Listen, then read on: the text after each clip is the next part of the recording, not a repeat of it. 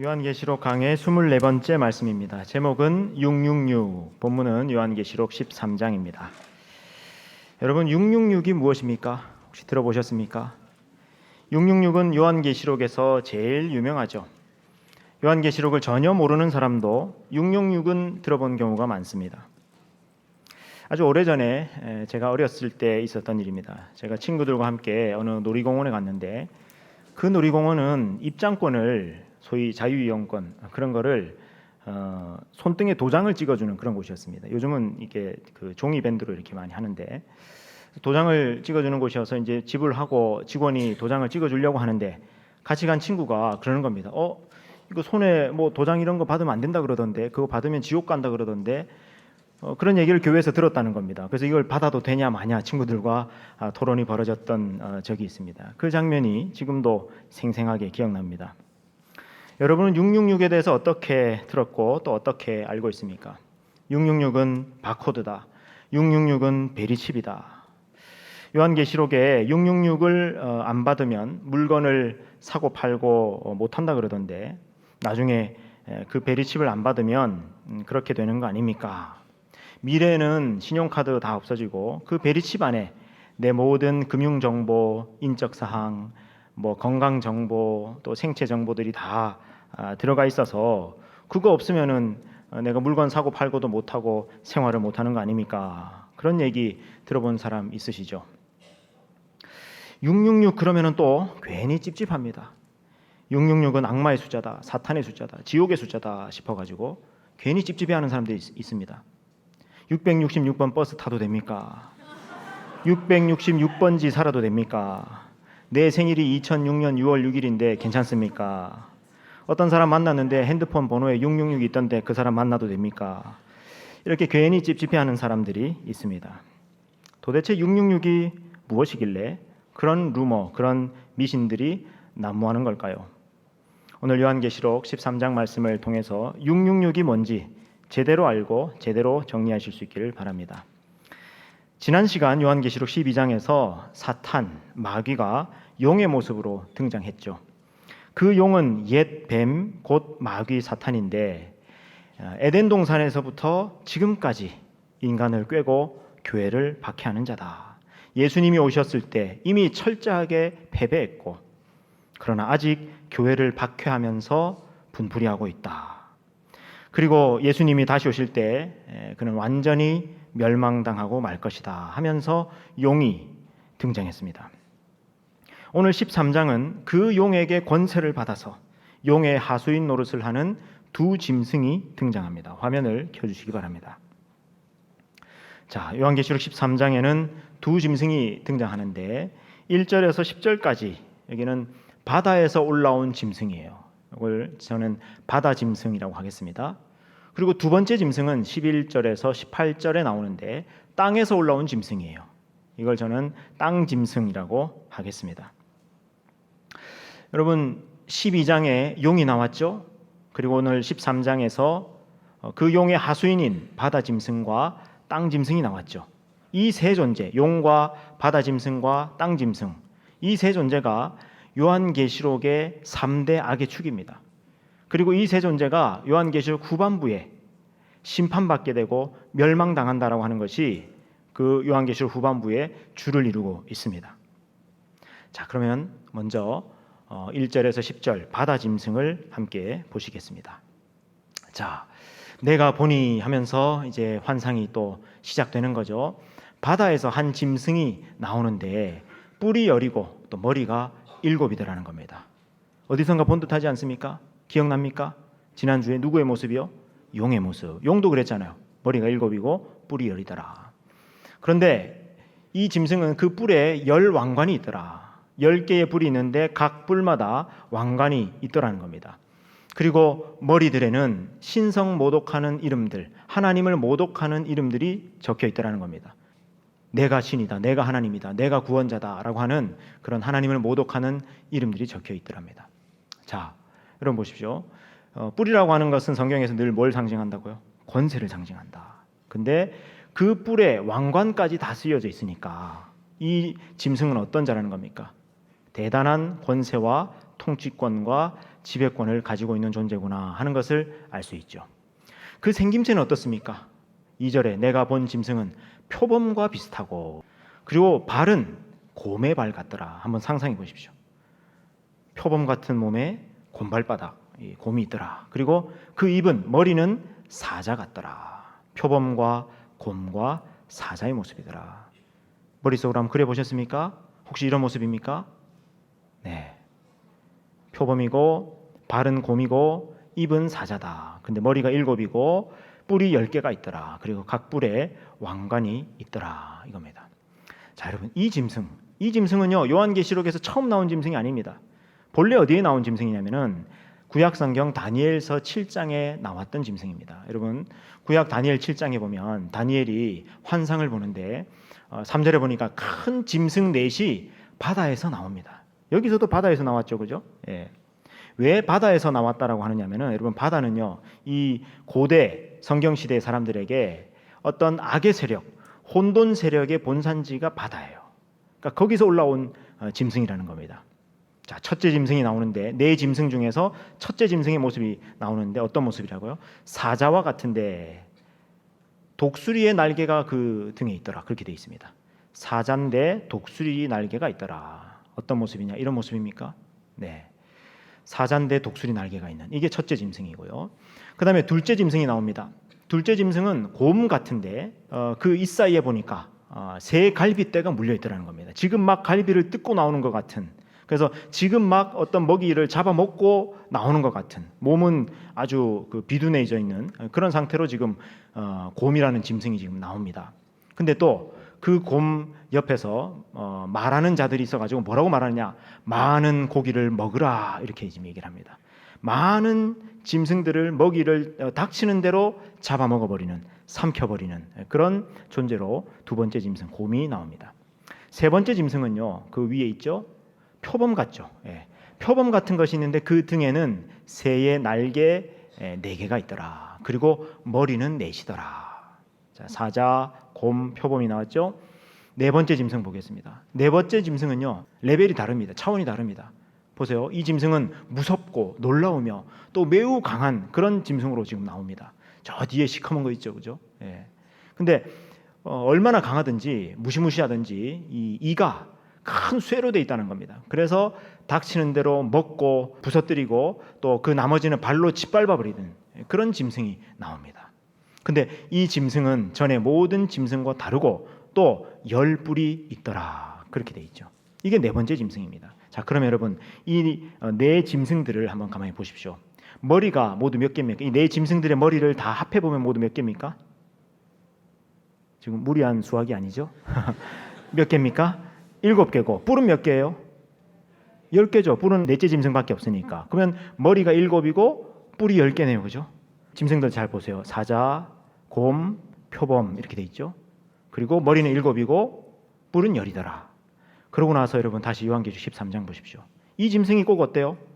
예, 머리는 7이고 뿔은 10인데 표범의 모습, 곰의 모습, 사자의 모습이 있더라. 무슨 얘기입니까? 요한계시록 13장에 나오는 이 짐승은 다니엘서 7장에 나오는 모든 짐승들을 다 합쳐놓은 그런 짐승이라는 거죠. 자, 그러면 이 짐승이 도대체 의미하는 바가 뭐냐는 거예요.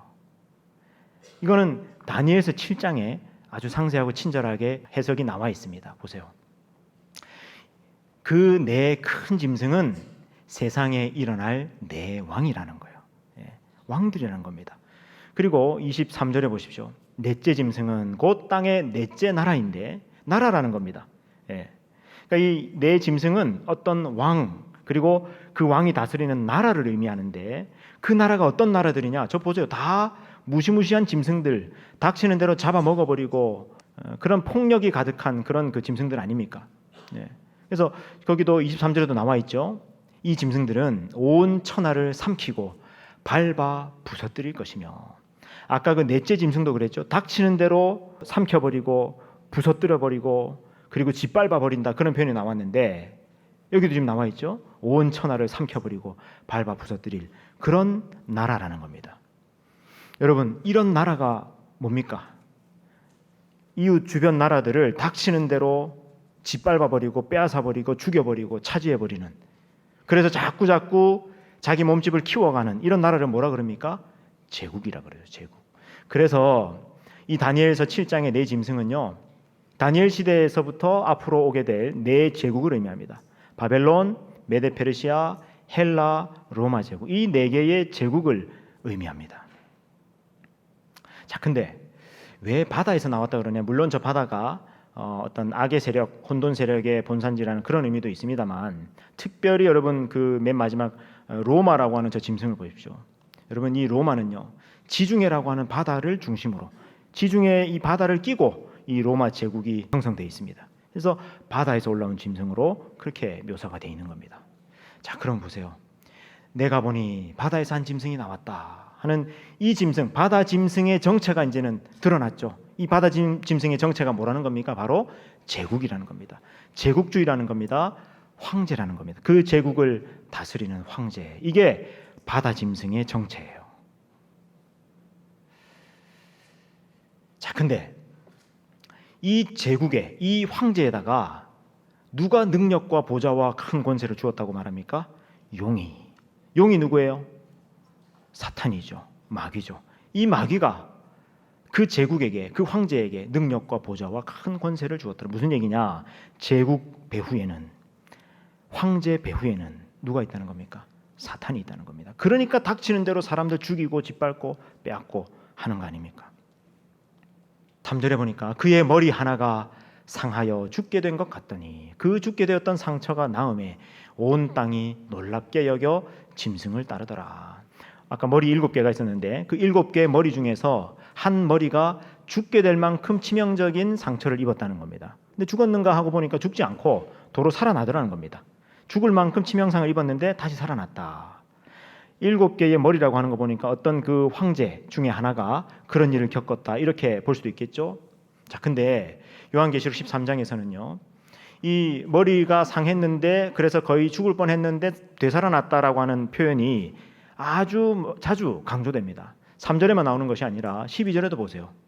그 짐승을 묘사하면서 곧 죽게 되었던 상처가 나은 자다. 14절에도 보세요. 칼에 상하였다가 다시 살아난 짐승, 이렇게 나와 있죠. 계속 이 점을 강조하고 있죠. 죽을 뻔했다가 다시 살아났다. 왜 이걸 강조하느냐? 이 짐승이 지금 어린 양을 모방하고 있는 거예요. 여러분 기억납니까? 요한계시록 5장에서 예수 그리스도께서 하늘에서 예배를 받으시죠. 그래서 그룹 천사들로부터 또 24장로들로부터 하늘에 있는 수많은 성도들로부터 천군 천사들로부터 예배를 받으시는데 그 예수 그리스도의 모습이 어떤 모습이에요? 일찍이 죽임을 당한 어린 양으로 나오죠. 예수님의 모습이 일찍이 죽임 당한 것 같더라. 이건 뭘 의미하는 겁니까? 예수님의 십자가 죽음과 부활, 이걸 상징하는 모습이죠. 그러니까 지금 이 바다 짐승이 마치 자기가 어린 양 예수 그리스도라도 된 것처럼 예수님을 모방하는, 실제로 죽었다가 다시 살아난 것이 아니라 죽을 뻔했다가 다시 회복된 건데 자기가 마치 예수님처럼 죽었다가 부활한 존재라도 되는 것처럼 지금 예수님을 모방하고 있는 거예요. 여러분 아까 예수님이 십자가에서 죽으셨고 부활하셨기 때문에 온 피조물로부터 다 경배를 받고 있지 않았습니까? 그런 것처럼 이 짐승이 자기도 죽을 뻔했다가 살아났으니까 자기도 경배받아 마땅한 존재라는 것을 지금 어필하고 있는 거예요. 그래서 지금 이런 모습을 계속 강조하고 있는 겁니다. 예.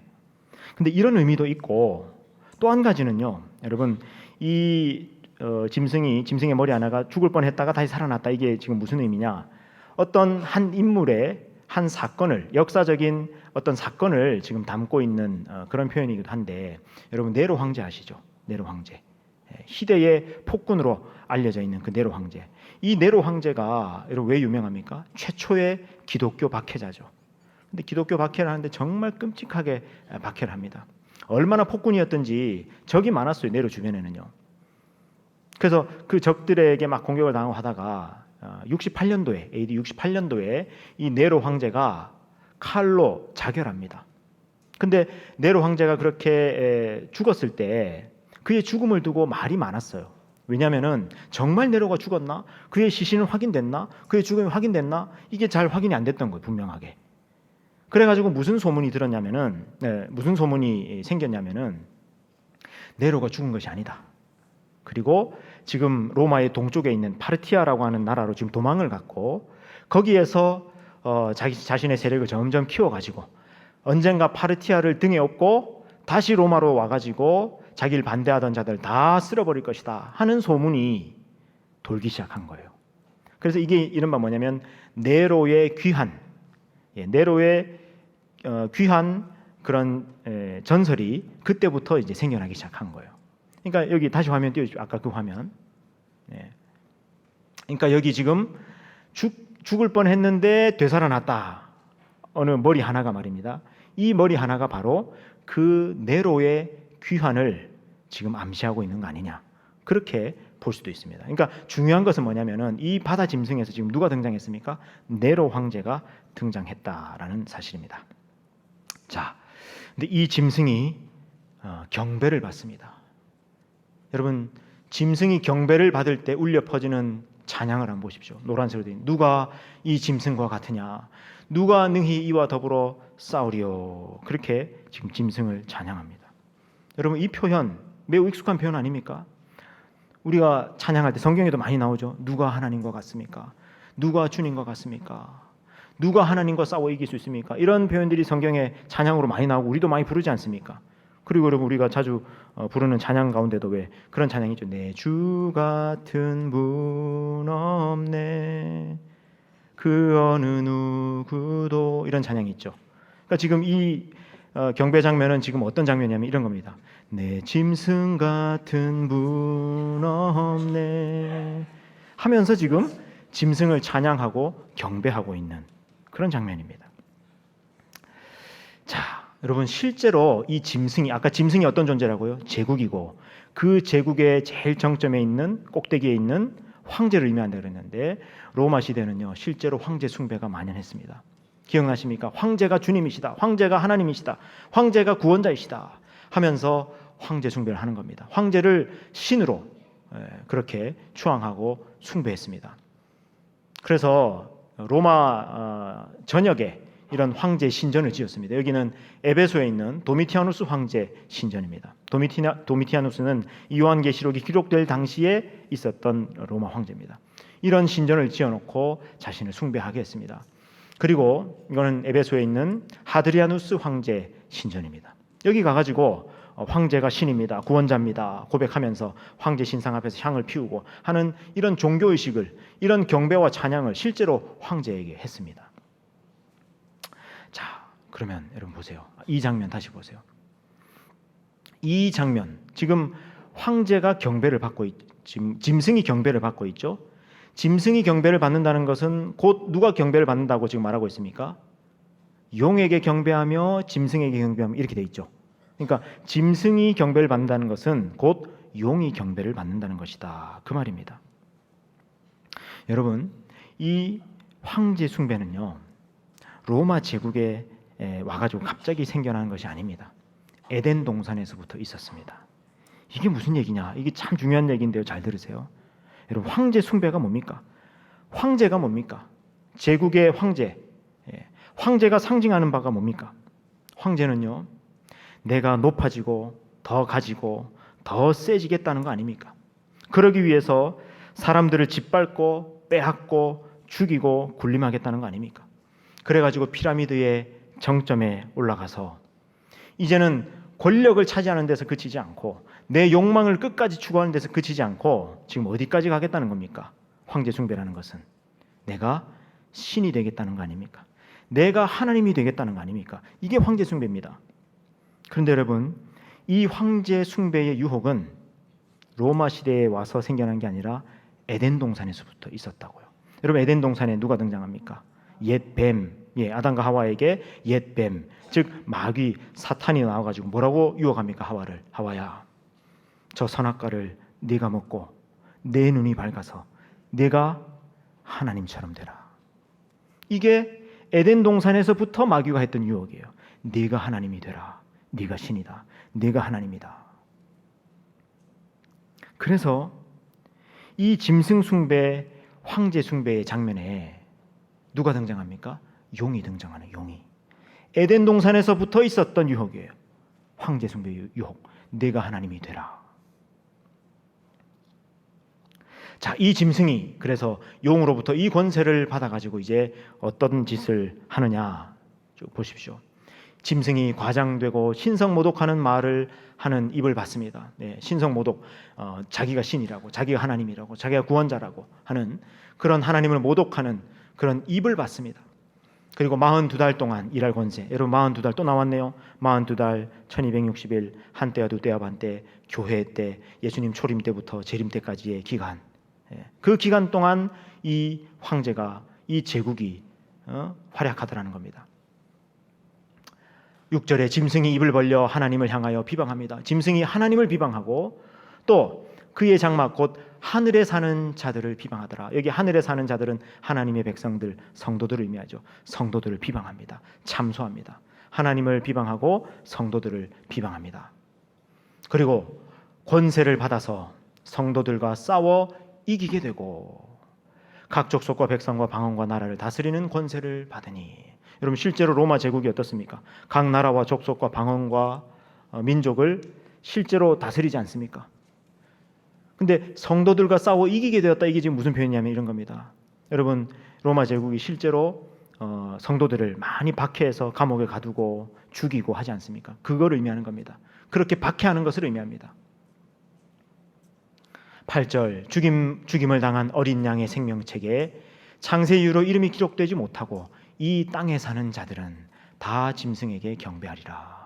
여러분 이 땅에 사는 자들은 아까 나왔던 하늘에 사는 자들과 대조되죠. 하늘에 사는 자들은 성도들, 하나님의 백성들. 여기 땅에 사는 자들은 짐승을 숭배하는 자들, 황제를 숭배하는 자들, 제국주의자들을 의미합니다. 생명책에 기록되지 못한 사람들은 다 그렇게 짐승을 경배하더라, 황제 숭배에 참여하더라, 그 말입니다. 자, 9절 누구든지 귀가 있거든 들을지어다. 이 무슨 얘기입니까? 귀야 다 있죠. 뭐 귀 있는 사람은 왜 들으라 그럽니까? 이 표현은 뭐냐면은 중요한 얘기를 합니다. 잘 들으세요, 이 얘기입니다. 요 다음 내용이 중요합니다, 그 말입니다. 10절 같이 읽겠습니다. 시작. 사로잡힐 자는 사로잡혀 갈 것이요 칼에 죽을 자는 마땅히 칼에 죽을 것이니 성도들의 인내와 믿음이 여기 있느니라. 아멘. 성도들의 인내와 믿음이 여기 있느니라. 사로잡힐 자는 사로잡혀 갈 것이고 칼에 죽을 자는 마땅히 칼에 죽을 것이다. 앞으로 이제 이 황제에 의해 가지고 기독교 박해가, 성도들에 대한 박해가 있을 것인데 그 박해에 저항하면은 어떻게 됩니까? 감옥에 갇히게 되고 붙잡혀가게 되고 순교당하게 될 것이다. 짐승이 그 짓을 할 것이다, 그 말입니다. 근데 성도들의 인내와 믿음이 여기 있다는 말이 무슨 말입니까? 그 황제 숭배에 끝까지 저항하고 황제 숭배하지 말고 오직 하나님만 예배하라, 그 메시지죠. 자, 이제 전반부가 끝났습니다. 13장에는 두 짐승이 나오는데 이제 두 번째 짐승, 11절에서 18절에 나오는 땅 짐승입니다. 땅에서 올라온 짐승을 또 보겠습니다. 자, 11절에 내가 보매 또 다른 짐승을 봅니다. 또 다른 짐승이 땅에서 올라오니 어린 양같이 두 뿔이 있고 용처럼 말을 하더라. 어린 양 같은 뿔, 여러분 양인데 이 큰 양은 이 뿔이 길 수도 있잖아요. 근데 어린 양에 있는 뿔은 어떤 뿔일까요? 조금 솟아난 그런 뿔이겠죠. 예. 그러니까 이 뿔이 아까 그 바다 짐승하고는 좀 급이 다르네요, 그죠? 아까 바다 짐승은 뿔이 몇 개였어요? 10개나 있었고 거기에 왕관도 막 있었고 그랬잖아요. 근데 뿔이 2개밖에 없답니다. 근데 그 뿔도 아주 조그만 그런 뿔이 지금 2개 이렇게 솟아나 있다는 겁니다. 이 땅 짐승은요, 바다 짐승보다 좀 급이 낮아요. 바다 짐승의 하수인 노릇을 하는 그런 짐승이 땅 짐승이라는 겁니다. 근데 이 땅 짐승이 용처럼 말을 하더라. 여러분 용이 어떤 존재라고요? 사탄이고 마귀다. 마귀처럼 말을 하더라는 겁니다. 마귀처럼. 그래서 마귀처럼 사람들을 꾀고 미혹하는 그런 말들을 하더라는 겁니다. 그래서 여러분 저 그림 보입니까? 자세히 보시면은 저 땅 짐승의 혀가 어떻게 돼 있어요? 뱀의 혀처럼 돼 있지 않습니까? 뱀처럼 말을 하는 그런 그 땅 짐승. 저 그림 참 잘 그렸어요. 누가 그린지 모르지만 여러분 가운데도 그림 잘 그리는 분이 있으면요, 요한계시록 그림 좀 저하고 같이 좀 그려주세요. 그래서 온 세계 요한계시록 가르치는데 좀 쓰일 수 있도록, 그럼 좋겠어요. 혀가 뱀의 혀처럼 되어 있습니다. 용처럼 말을 한다. 자, 12절에 보니까 그가 먼저 나온 짐승이 누구죠? 바다 짐승, 제국, 황제, 그의 모든 권세를 그 앞에서 행하고 땅에 사는 자들이 또 나왔죠. 땅에 사는 자들을 처음 짐승에게, 그 바다 짐승에게, 황제에게 경배하게 하니. 이 땅 짐승이 어떤 존재냐? 핵심이 바로 12절이에요. 거기 노란색으로 되어 있는 줄 그어놓으세요. 처음 짐승에게 경배하게 하니. 이 땅 짐승은 바다 짐승에게 경배하도록 하는 존재라는 거예요. 이 누굽니까? 바로 거짓 선지자입니다. 거짓 선지자. 황제 숭배 종교를 의미합니다. 황제 숭배 종교로 사람들로 하여금 황제를 경배하고 예배하도록 하는 그런 거짓 선지자가 바로 땅 짐승이에요. 이건 저의 해석이 아니고 요한계시록 자체 해석이 그래요. 이 땅 짐승이 의미하는 바가 바로 거짓 선지자입니다. 자, 이 거짓 선지자가 무슨 일을 행하느냐? 13절에 큰 이적을 행하는데 심지어 사람들 앞에서 불이 하늘로부터 땅에 내려오게 하고. 대단한 이적 아닙니까? 여러분, 불이 하늘에서 내려오는 이런 이적 누가 행했어요? 구약에 보니까 엘리야가 행했지 않습니까? 갈멜산에서 그런 이적을 행합니다. 그리고 14절에 짐승 앞에서 받은 바 이적을 행함으로 땅에 거하는 자들, 계속 아까 그 하늘에 사는 자들과 대비되죠. 땅에 거하는 자들을 미혹합니다. 그리고 땅에 거하는 자들에게 이르기를 칼에 상하였다가 살아난 짐승을 위하여 우상을 만들라. 그 첫째 짐승, 바다 짐승, 로마 황제를 위해서 우상을 만들라. 그렇게 합니다. 그러면서 말로 사람들을 미혹하는, 이게 땅 짐승이에요. 누구라고요? 거짓 선지자. 거짓 선지자. 황제 숭배 종교. 15절에 보니까 그가 권세를 받아 그 짐승의 우상에게 생기를 주어서 심지어 그 짐승의 우상으로 말하게 하고. 여러분, 우상은 돌이나 금속으로 만든 거 아닙니까? 말을 못하는 존재 아닙니까?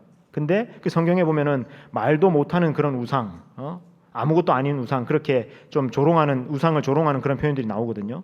근데 그걸 보란 듯이 실제로 그 우상의 입에서 말을 하게 하더라는 겁니다. 무슨 마술을, 무슨 트릭을 어떻게 썼는지 모르겠지만 그 우상의 입에서 말을 하게도 하더라는 겁니다. 그리고 짐승이 우상에게 경배하지 아니하는 자들은 몇이든지 다 죽이게 하더라. 자, 드디어 이제 666이 나옵니다. 그 거짓 선지자가 모든 자, 곧 작은 자나 큰 자나 부자나 가난한 자나 자유인이나 종들에게 그 오른손에나 이마에 표를 받게 하고, 누구든지 이 표를 가진 자 외에는 매매를 못하게 하니 물건을 사지도 팔지도 못하게 하는데, 이 표는 곧 뭐라고요? 짐승의 이름이다. 그리고 그 이름의 숫자다. 그렇게 말합니다. 자, 오른손이나 이마에 이 표를 받지 못하면은 매매를 못한다. 그랬는데 그 표가 뭐라는 겁니까? 짐승의 이름, 그 이름의 숫자다 그러죠. 18절, 지혜가 여기 있으니 총명한 자는 그 짐승의 수를 세어봐. 그것은 사람의 수고 그의 수는 666이야. 666, 이 숫자는 짐승의 수야. 그리고 그 이름의 숫자야. 그리고 사람의 수야. 그렇게 말합니다. 그러면서 지혜가 여기 있다. 총명한 자는 짐승의 숫자를 한번 세어봐. 계산해봐. 그렇게 말합니다. 여러분, 여기 지혜가 여기 있다. 총명한 자는 이렇게 하는 것은 뭐냐면 머리를 한번 굴려봐. 이 팁을 주는 거예요. 지금 이 요한계시록의 독자들에게 팁을 주는 거예요. 야, 계산해봐. 이 숫자가 뭘 의미하는지 계산해봐 하고 팁을, 너희 머리 좋잖아, 똑똑하잖아, 한번 계산해봐 하고 지금 팁을 주는 거예요. 여러분, 이 666, 이 666이 의미하는 바가 뭐냐? 666이 나왔습니다. 이 666은 짐승의 이름이다. 여러분, 짐승이 뭐라고요? 제국이고 황제다. 황제의 이름이구나 하는 거 알 수 있죠? 그리고 이거는 그 이름의 숫자 값이다. 그렇게 말합니다. 그 이름의 수다. 그리고 이건 짐승의 수야. 그리고 사람의 수야. 17절 18절에 계속 힌트를 주죠. 짐승의 이름이다. 그 이름의 수다. 짐승의 숫자다. 사람의 수다. 여러분, 이 666이 뭐냐라는 것을 알려면은요, 이걸 알아야 됩니다. 게마트리아라는 걸 알아야 되는데, 여러분 지금 우리는 1, 2, 3, 4, 5, 6, 7, 8, 9, 0 뭐 이런 숫자를 우리뿐만 아니라 온 세계 사람들이 다 지금 공통적으로 쓰지 않습니까? 근데 이런 숫자가 이렇게 온 세계적으로 통용된 것은 그렇게 오래전이 아닙니다. 최근에 와서야 이렇게 아라비아 숫자가 쓰였거든요. 그럼 옛날에는 숫자라는 게 없었어요. 숫자는 없는데 수를 표현해야 될 때가 있을 거 아닙니까? 그래서 그때는 어떻게 했냐면은 이 숫자를 자기들이 쓰는 글자 알파벳에다가 숫자 값을 붙여서 그렇게 썼어요. 그래서 여러분 왼쪽에 지금 지금 봐도 뭔지 잘 모르겠는 저게 지금 무슨 알파벳이냐면은 히브리어 알파벳이에요. 히브리어 알파벳에는 각 알파벳마다 숫자 값이 있어요. 이건 뭐 어려운 얘기도 아니고 쉬운 겁니다. 우리나라의 예를 들면 알파벳 기역, 니은, 디귿, 리을 이렇게 있잖아요. 그러면 기역은 1이고 니은은 2이고 디귿은 3이고 이런 식으로 숫자 값을 붙였다는 거예요. 그렇게 숫자 값으로 그 알파벳을 가지고 숫자를 표현했습니다. 그래서 여러분 이 시대에는 어떤 사람의 이름에 대해서 숫자로 표현하는 경우가 있었어요. 그 이름에 숫자 값을 가지고 있는 경우가 있었습니다. 그래서 여러분 마태복음 1장 17절에 보면 예수님의 족보를 쭉 얘기하면서 14대 14대 14대 14를 계속 강조합니다. 왜 14대를 강조하느냐? 여러분 마태복음이 아브라함과 다윗의 자손 예수 그리스도라고 이렇게 시작함으로써 예수님이 다윗의 혈통 다윗의 후손으로 오신 분이라는 것을 강조합니다. 근데 이 다윗이라는 이름의 숫자 값이 얼마냐? 14라는 거예요. 여러분 다윗을 히브리어로 하면 달렛, 바브, 달렛이거든요. 근데 이 달렛의 숫자 값은 4고 바브는 6이에요. 또 달렛은 4고 그러면 4 더하기 6 더하기 4 하면 얼마예요? 14죠. 그러니까 이 14가 바로 다윗이라는 이름의 숫자 값이에요. 그래서 마태복음에는 예수님의 족보를 얘기하면서 예수님이 다윗의 혈통으로 오셨다는 것을 강조하면서 14대, 14대, 14대 이렇게 강조하고 있어요. 그리고 이 다윗의 동네에 예수님이 태어나셨지 않습니까? 그 동네가 어디예요? 베들레헴이죠. 베들레헴에 예수님이 태어나신 그 장소, 베들레헴 장소에 가면 저렇게 지금 제 옆에 여기 있는 여기 있는 여기가 바로 지금 예수님이 태어난 장소를 지금 꾸며놓은 거거든요. 어떤 은별로 지금 꾸며놨어요. 여러분 이 별이 지금 몇 각 별일까요? 14별. 어떻게 알았어요? 역시 여러분은 지혜가 있고 총명한 자들입니다. 요한계시록을 다 깨달을 수 있는 자들입니다. 그래서 저 은별이 14각별로 되어 있습니다. 다윗을 상징하기 때문에. 자, 그래서 여러분 보세요. 다시 그러고 나서 보세요. AD 79년에 여러분 폼페이에서 큰 화산 폭발이 있었죠. 보셨죠, 여러분? 여러분 직접 봤다는 게 아니라 사진으로 보셨냐 이 말입니다. 그 폼페이에서 큰 화산 폭발이 일어나가지고 왜 사람들이 그 잿더미에 파묻혀가지고 지금 이제 그 유해가 막 발굴되고 박물관에 전시도 돼 있고 막 그렇지 않습니까? 근데 그 폼페이에 가면은요 어떤 한 벽면에 낙서가 이렇게 쓰여져 있는 게 있어요. 지금 왼쪽 아래에 있는 저게 폼페이에 쓰여진 낙서들입니다. 근데 그 낙서들 가운데 어떤 낙서가 발견이 됐냐면 이런 게 있어요. 나는 이름이 545인 그녀를 사랑한다. 참 그 낙서도 귀엽지 않습니까? 이런 낙서들 지금도 있어요, 없어요? 어디 가면은 저 그 놀이공원 같은 데 가면은 나는 뭐 누구를 좋아한다, 뭐 사랑한다, 뭐 이런 그 낙서들을 우리 초등학생들이나 청소년들이 적곤 하지 않습니까? 아마 폼페이 초등학생이 적은 것 같아요. 나는 이름이 545인 숫자 값이 545인 그녀를 사랑한다. 누구인지 이름을 쓰면 이게 들통날 거 아닙니까? 부끄러우니까 이름 숫자 값이 545인 여자를 나는 사랑한다. 이런 걸 낙서해 놓은 것이 발견이 됐어요. 그리고 또 아메림누스는 그의 부인 하르모니아를 좋게 생각했다. 그녀의 영예로운 이름의 숫자는 45다 하는 낙서도 발견이 됐어요. 그 이름의 숫자 값이 45인 여자 그렇게 표현하기도 합니다. 그러면 여러분 그리고 나서 한번 보세요. 다시 666이라는 거 보세요. 666이다. 그거는 짐승의 이름이다. 그리고 그 짐승의 이름의 숫자다. 다 힌트를 주죠. 그리고 그건 짐승의 수야, 사람의 수야. 짐승의 수라는 걸 보니까 황제의 이름, 어떤 황제의 이름의 숫자 값이구나 하는 것을 알 수가 있겠죠. 이 시대 사람들은 그냥 알 수 있겠죠. 그러면 여러분 로마 황제들 가운데 그 이름의 숫자 값이 666인 황제가 누구냐? 그게 바로 네로라는 황제, 네로 황제.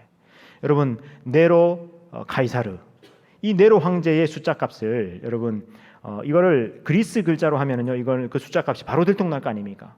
그래서 이 네로 케사르, 네론 케사르라고 하는 이 이름을 히브리어로 그렇게 기록을 하면 그게 이제 저 가운데 하얀색에 있는 저게 히브리어로 네론 케사르라고 이제 적어 놓은 거거든요.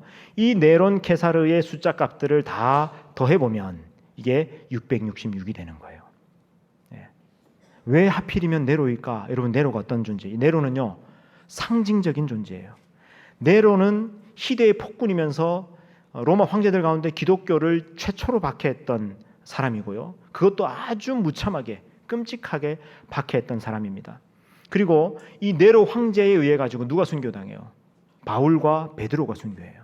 바울과 베드로는 초대교회의 사도들 중에서 제일 원톱, 투톱 아닙니까? 그들이 네로에 의해서 순교당해요. 왜? 황제 숭배를 거부한다고. 그런 존재가 바로 네로 황제예요. 그래서 이 하필이면 황제 숭배자들을 이야기할 때 어떤 황제 이름의 숫자값을 해놨느냐? 네로 황제의 숫자값을 저기다 적어놓은 거예요. 여러분, 네로 황제가 기독교 박해했던 장면들 보면요, 끔찍합니다. 왼쪽에 황제하고 귀족들, 왕족들이 이렇게 술을 범하시면서 흥청거리고 있는데 오른쪽에 지금 사람들이 매달려 있죠. 사람들을 매달아 놓고 저기 불쏘시개를 감아 놓고 저기 불을 붙입니다. 그러면 사람이 횃불처럼 타는 모습을 보면서 술을 마십니다. 저 사람들이 지금 불타고 있는 사람들이 누구냐? 기독교인들이에요. 황제 숭배하지 않는다고 잡혀온 사람들이에요. 저렇게 불태웠습니다. 그리고 콜로세움 같은 그런 경기장에 사람들을 모아놓고 저기에 사자나 호랑이, 맹수들 풀어놓고 그들의 밥이 되게 합니다. 그리고 여러분, 그 주변에 또 사람들을 매달아 놓고 불로 태웁니다. 그러면서 불타는 모습들을 보면서 마치 대단한 쇼나 공연을 관람하는 것처럼 했던 사람들이 로마 사람들이에요. 저기 순교를 앞두고 있는 사람들, 모여 있는 사람들, 기도하고 있는 사람들 있죠. 초대교회 성도들입니다. 끝까지 황제 숭배하지 않고 하나님만 예배하겠다고 황제 숭배에 저항했던 초대교회 성도들입니다. 일어나신 분이 저기 저 공동체의 지도자겠죠. 저는 이 그림 볼 때마다 저기 가운데 앞에 앉아 있는 저 어린아이 늘 보여요. 끝까지 하나님을 예배하겠다 하면서 순교 당했던 그런 초대교회 성도들의 그런 믿음이 있었습니다. 자, 그럼 여러분, 이 666이 의미하는 바 이제 우리 알았죠? 바로 네로 황제 그 이름의 숫자 값이더라. 자, 그러면요, 이 666은 네로 황제라는 그 이름의 숫자 값이라는 걸 알고 나서 다시 요한계시록 이 본문을 보면은 666을 받았다라고 하는, 이마나 손에 666을 받았다라는 것이 뭘 의미하는 겁니까? 바로 황제 숭배자를 의미하는 겁니다. 이 사람은 황제 숭배자, 짐승에게 속한 자, 용에게 속한 자를 의미하는 상징으로 이마와 손에 666이 있더라는 겁니다. 그리고 실제로 여러분, 이 로마 시대 때는 황제 숭배를 하지 않으면은요, 경제 활동에 많은 제약을 받았습니다. 왜 그러냐면은 여러분, 이 당시 사람들이 경제 활동 대부분 상업인데 그 상인들은요, 대부분 이 조합을 만들어 가지고, 그걸 길드라 그러죠. 이 조합을 만들어 가지고 그 조합 안에서 모든 활동이 이루어지는데 그 상인 길드가 뭘 하냐면 연례 행사 가운데 황제 숭배하는 게 늘 있거든요. 그리고 황제의 신전 주변에 상점도 있고 은행도 있고 하기 때문에 황제 신전을 중심으로 경제 활동이 이루어졌어요. 근데 기독교인들이 황제 숭배를 안 하면 어떻게 되겠어요? 경제 활동을 못 하는 겁니다. 저기 나와 있죠? 이 표를 가진 자 외에는 매매를 못 하게 한다. 경제 활동에 제약을 받고 가난해지게 된다라는 그런 의미입니다. 화면 꺼주셔도 되겠습니다. 여러분, 이게 666입니다. 그러니까 여러분, 666번 버스 타도 됩니다. 666번지에 살아도 됩니다. 핸드폰에 666 있어도 됩니다. 차를 새로 샀는데 번호에 666이 있어도 괜찮습니다. 아무 상관없습니다.